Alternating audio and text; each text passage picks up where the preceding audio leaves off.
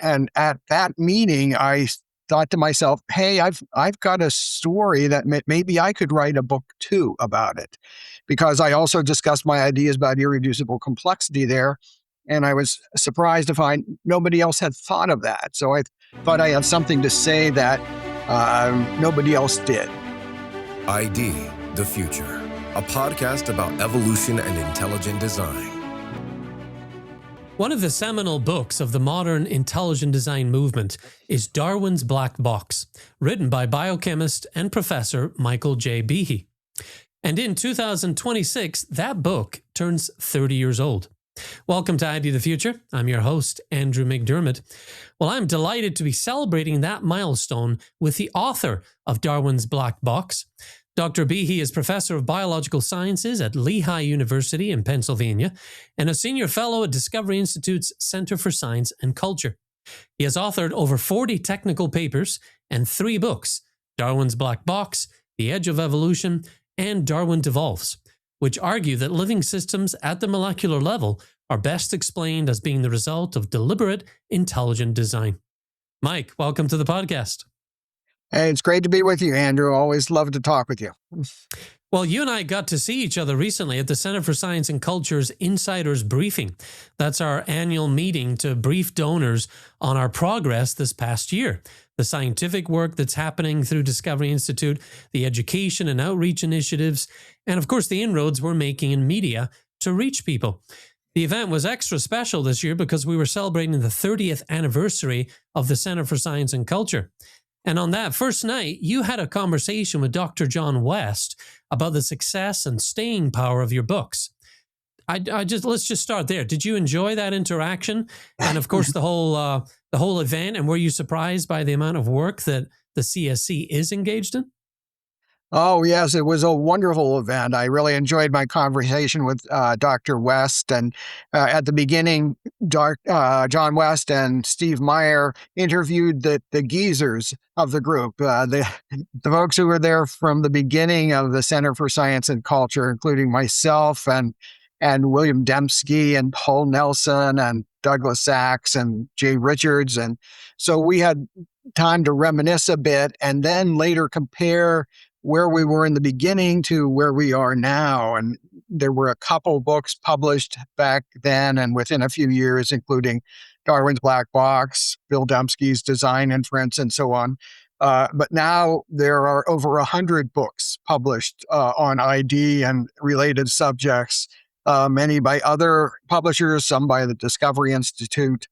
I found out, even I was surprised to see how much Discovery is doing. They've got 50 different social media venues, and they've got many educational outreach initiatives, and they're bringing in the next generation of scientists and scholars for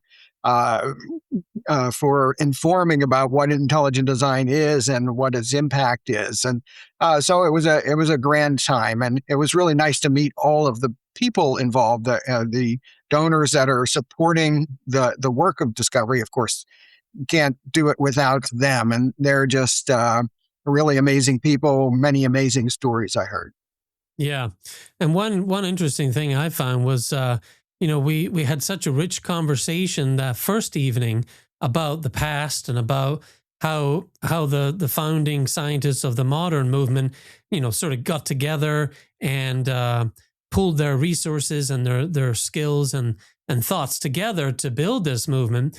We had some donors at the end of the night wondering, well, gee, what about the future? After these folks can't do any more work, that was sort of a thought on their minds, and then of course the next day, well, that question was answered, wasn't it? Yeah, it sure was. The next day, a number of younger scientists and scholars gave presentations on the work that they are doing, and it was just amazing to hear them. And Discovery Institute is funding a lot of the work that's being done, and so it's really heartening to see that, as white hairs accumulate on my head, that a bunch of folks are already in line and already taking over the lead in the intellectual development of intelligent design. Sure, yeah. And for those who might be listening and watching and still kind of in this idea post Dover that ID has fizzled out, or that there's the best days are behind us, I think both of us can assert very strongly that the Discovery Institute is funding all kinds of great new projects, and really the future looks bright, and we saw that. Absolutely, yeah. Let me just comment on that. The Dover trial was a little hiccup, but of course, and I don't know what. I'm no lawyer, but the point is that the law doesn't regulate nature and how nature got here, or what's the best explanation for nature. It reminds me of the debates over daylight saving time and non-daylight saving time, and whether we should pass a law telling the sun it has to rise earlier in the morning or well, Yeah. you can't do that. So some things are beyond politics and uh, judicial rulings and so on, and this is certainly one of them. Yeah. As Steve Meyer's fond of saying, we don't look to federal judges to settle deep and imponderable questions about life and the universe. There's a separate discipline for that. Absolutely. Well, so during that conversation that you had with Dr. West at the Insider's briefing, Dr. West called Darwin's Black Box one of the most influential books on science in our lifetime. And that's whether you're into ID or not, just one of the most influential books on science in our lifetime. And for those joining us today who may not be, as familiar with the book or with its impact, I just wanted to try to bring that out a little bit today. Darwin's Black Box was an intellectual bombshell when it came out in August of 1996. It was reviewed by top outlets, including the New York Times and the Wall Street Journal. It was published by a major New York publishing house, the Free Press, then a division of Simon & Schuster. It was included in a list of the 100 most influential books of the century by National Review, and it's gone on to sell over 300,000 copies and counting. So, to the best of your ability, take us back to the beginning, if you would, just for a minute. At what point did you realize you had something special that needed to become a book, and how did you attract such a large publisher? Well, the origin story is I used to believe in Darwinian evolution was true, mostly because that's what I was taught in school. I didn't have any answers to the questions I later raised, but I read Michael Denton's Evolution: A Theory in Crisis, and that's what actually turned me against Darwinian evolution and in the direction of intelligent design. And fortuitously, over the next couple of years, I met Philip Johnson. I'm sure listeners will be familiar with Phil's stuff. He was a UC Berkeley law professor who became interested in of evolution as well. And he invited me to a meeting at a place called Pajaro Dunes in California. And it turns out that a number of people who later on became pillars of the ID movement, Steve Meyer, Bill Dembski, Paul Nelson, were there too. And scientists don't write books, but a number of the folks at this meeting were philosophers and historians, and they read and write books. And at that meeting, I thought to myself, hey, I've got a story that maybe I could write a book too about it, because I also discussed my ideas about irreducible complexity there. And I was surprised to find nobody else had thought of that. So I thought I had something to say that nobody else did.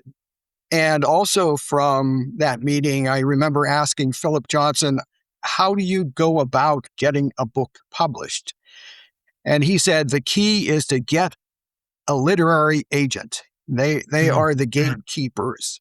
And another person named Tom Bethel, who was a journalist and died a few years ago, he gave me the name of his literary agent, an outfit called Writers Representatives, and I sent them a couple chapters that I had written for Darwin's Black Box, and they gave me a call within a few days and said Hmm. they were happy to take it.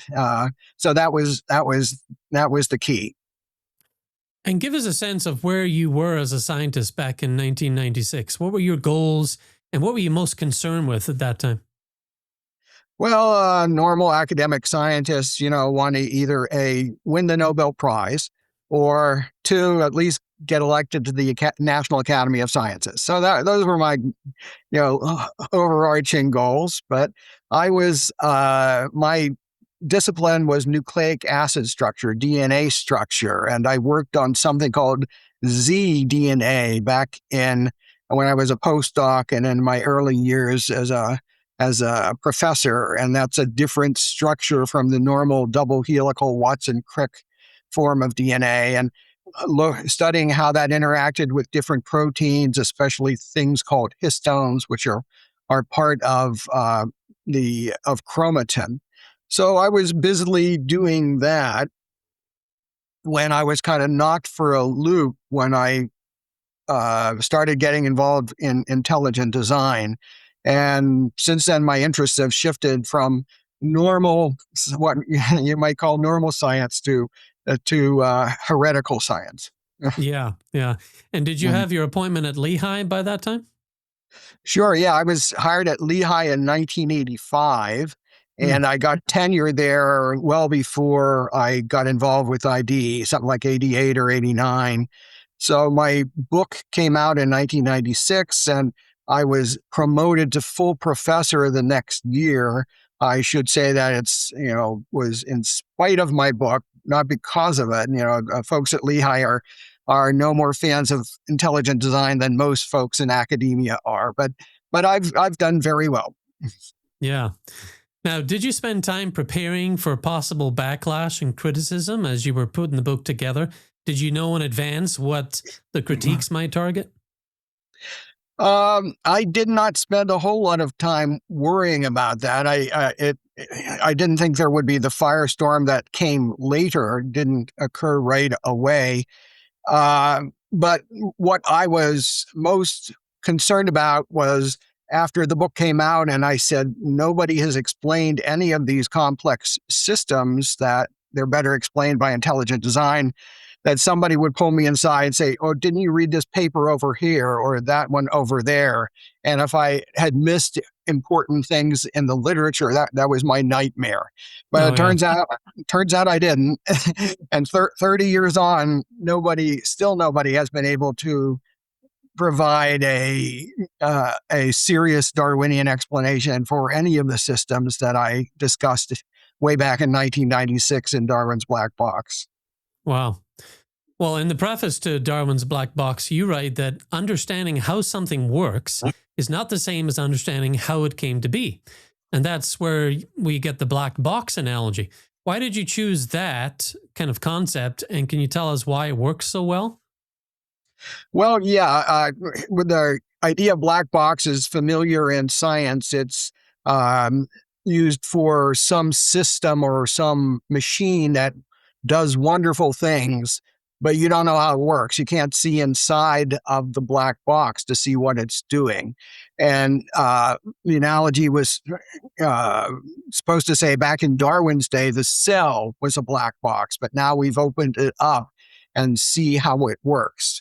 But yeah, how something works is not the same thing as how it got together, how it came to be. And a good example of that I actually used in Darwin's Black Box was the solar system. I said NASA astronomers can calculate the motions of the planets so well that they can send spaceships out to tour the different planets. Yet, the how the solar system got together or came to be is still a matter of debate. So you can understand how a lawnmower works, or how a refrigerator works, or a computer works, but explaining how it came to be, especially the thinking involved in it is a quite different story. Yeah. And it seems that the origin of something, uh, is quite different from how it works. You can study how it works, but you almost sort of have to bring in other disciplines to ponder where it came from, or what led to it. History, philosophy, other disciplines to try to help you figure that out, because sometimes the tools of studying how it works are not adequate. Yeah, absolutely. Yeah, that's what I try to get. At least even when you don't consider intelligently designed stuff, like as I said, the solar system. Well, I guess I shouldn't beg the question there. But the point is, yeah, you can see how everything moves, but how did it come to be arranged in that way? Especially if you're trying to model it with just the bare laws of nature, gravity, electromagnetism, and so on.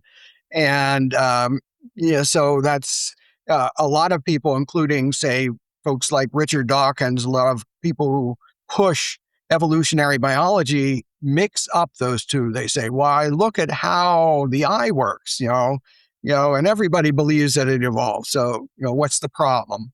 And so you have to alert the public to that point that in fact how it was put together is a completely separate question from how it does in fact work. That also relates to the comment you sometimes hear. Well, there's such a mountain of evidence, upholding Darwinian theory. Well, actually, if you dig into that mountain, you find the lip service to Darwin's theory, and you also find the assumption you're mentioning, that the origins is part of the way things work, Yeah, and so it's not exactly evidence, that mountain. If you dig deeper. exactly. And my favorite thing to point out to people is that if you read a articles on evolution or even textbooks on evolution, a very common thing to come across is to say, "Why, look at this swell, elegant, functional system. Isn't it wonderful how evolution has produced it for us?" Without any effort even to say how that could happen. And if you go and look in the literature, then say, well, maybe they don't have time to explain it here. If you go and look in the literature and try to find explanations, they aren't there. And this is done routinely. I've pointed out several examples in my books of even textbooks saying why proteins are functional polypeptides that have been selected by evolution for many different roles. And what's the evidence supporting that? And it turns out it's all based on everybody assuming the same thing. Yeah. Well, one of the things I appreciated in Darwin's Black Box is you give us a little bit of the early history of biology and how that probed the black box of living things. First, just with the naked eye and with our reason, many, many centuries ago. And then once new technologies came around, like the microscope, biologists were able to get past that initial black box, organisms at the macro level, and catch their first glimpses of the black box within, the biochemistry that powers life at the molecular level. And that biochemical black box has been more fully opened now and studied during the last 75 years. Why is it presenting such a big problem for Darwinian evolution? Well, because the molecular level is where life works. Darwin and folks before the 20th century didn't have a clue about how life works because the active components of life turn out to be too small to see. Yeah, and a quick trip through the history of science and biology, it wasn't until the 1600s that people realized there were microorganisms that existed, little creatures that were too small to see and that they caused diseases. Before microscopes, people thought that malaria, for example, was caused by bad or polluted air. That's the that's the etymology of malaria. Mal means bad and aria is air, bad air. Instead, we know it's a microbe that can infect a body. And so Darwin, nobody had a chance of explaining how life occurred because all of the things that Darwin talked about are undergirded by many, many machines that are put together at the molecular level. An analogy I like to use is your computer. You look at it, and looking at mine right in front of me here, you can see the keys on the keyboard, and you see a screen here, and you see this metal part here. And you say, well, that's not too hard. I get maybe two pieces of metal here and put some stones here for the keys. But then after research, you find out there's electronics inside and try to figure out how they work. And the deeper you go into it, down to the nitty gritty, you find it's more and more and more complex than you thought. And that's the same thing with biology. Darwin, with his just so stories about how little light sensitive spots might grow up to be big eyes, or how a bear might turn into a whale or something. They didn't have a chance of actually explaining things because biology rests on mechanisms that are much more sophisticated and impossible to see without further technology. Yeah.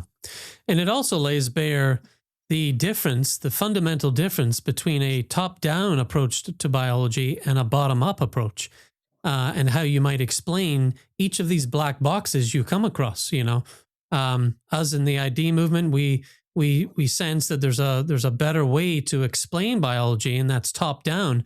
But when you're trying to explain it, from processes that are bottom-up, you really end up making a lot of assumptions. Sure. Nobody tries to explain a computer by talking about how electrons move and then, modifying that. You have to start with an idea of what you're going to do and gather in components and arrange them in the ways that will work.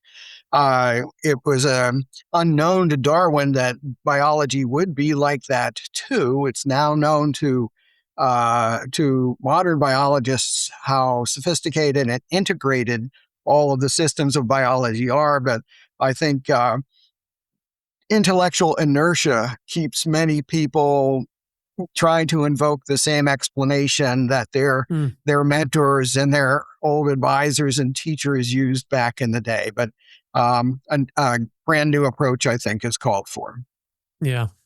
Well, one of the reasons Darwin's black box is so foundational to the ID movement is that it introduces to a mainstream audience the world of molecular machines. You write in the book, the cumulative results show with piercing clarity that life is based on machines made of molecules. And then you go on to describe the molecular machines that haul cargo in the cell, that act as cables, ropes, and pulleys, some that turn switches on and off, solar-powered machines for capturing energy, electrical machines for the flow of current, manufacturing machines for ingesting food, movement. I mean, just the list goes on. And obviously, some scientists back in the 90s were grasping the reality of molecular machines as they were peering into this black box. But had the public had a chance to grasp it yet? I don't think so. No, the idea of real machinery in the cell only started to spread in the 70s and 80s in the scientific community itself. And so textbooks and so on would just feature organ level and maybe a few molecules of life. So most people, in my experience, would think of life as some squishy stuff, not a whole lot different than what Darwin and his contemporaries thought about it. There's a famous quote from a guy named Ernst Haeckel, who described the cell as a simple little glob of albuminous combination of carbon. In other words, like a piece of microscopic jello. And when people thought of organs and organisms, they'd probably think of roadkill that sees squishy stuff on a road. They weren't thinking in terms of molecular machines, but it has turned out that that's what gets life moving, and that is a big clue. If you think of what it takes to make a machine in our everyday world, that's a big clue about how machines must have gotten made in life as well. Yeah. Well, so Is it fair to say that you helped introduce the idea of molecular machines to the general reader? Were there other books out there sort of exploring this, or were you on the cutting edge there? Well, I certainly focused on it because if you look in the dictionary and for a definition of machine, the definition is an entity that has several separate parts that work with each other to perform work, either mechanical work or electrical work or other such things. Mm. So it was central to my argument that the fact that machines exist in the cell is a big monkey wrench in Darwin's theory, because if machines can be made gradually because they all contain all of separate parts, but by definition almost. So pretty much Darwin's theory of tiny little steps over long periods of time is exactly what you don't expect to be able to produce what has been discovered in the cell. That was the first half of my conversation with Dr. Behe about the incredible arguments and impact of his 1996 book, Darwin's Black Box, now celebrating its 30th anniversary. And as he just mentioned, the discovery of molecular machines at the biochemical heart of life was indeed a huge monkey wrench in Darwin's theory. Don't miss the second half of our discussion. Next, I ask Mike about another concept he introduced in Darwin's Black Box, the notion of irreducible complexity. He also talks about how his arguments in the book have withstood criticism and the test of time over the last 30 years, and how his two follow-up books complement and expand on the arguments he laid out in Darwin's Black Box. So don't miss part 2 in a separate episode. In the meantime, get a copy of Darwin's Black Box at Dr. Behe's website, michaelbehe.org. That's michaelbehe.org. For ID the Future, I'm Andrew McDiarmid. Thanks for joining us. Visit us at idthefuture.com and intelligentdesign.org. This program is copyright Discovery Institute and recorded by its Center for Science and Culture.